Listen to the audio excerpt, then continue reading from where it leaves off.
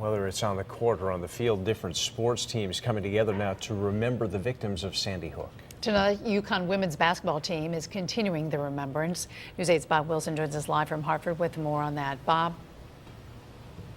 You know, tonight as you were in the XL Center, it didn't really feel like a game. Everybody was there, but the energy just wasn't there. The band played, but people weren't really into it as much as they normally were.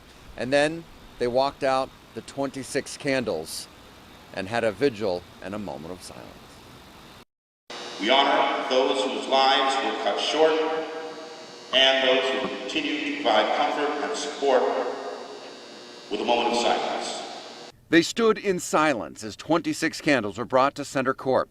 UConn women's basketball players stood side by side wearing green and white patches for Sandy Hook victims. I think, it brings the community together. I think everyone really feels like they really need to do something. I'm very touched. It's a very emotional thing, It affects us all of us, the whole world. On Monday, the UConn men also had a moment of silence, a tearful candlelight vigil to remember the little ones who will never play basketball or any sport ever again. Oh, absolutely powerful.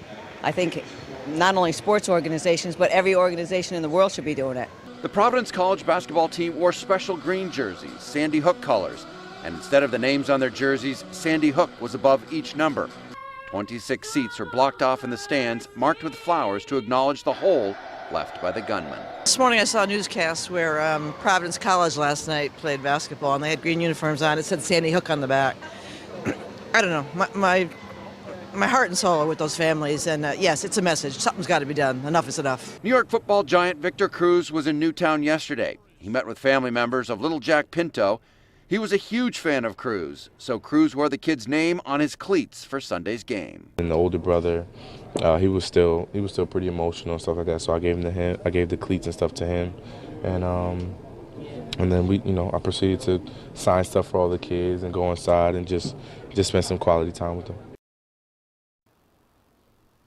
Now, as you look out over the arena and you see the 26 candles there at center court, and all the women basketball players came and stood next to them, and the coaches, you realize just how many people it is, because there weren't even enough players or coaches to go around to stand next to each candle.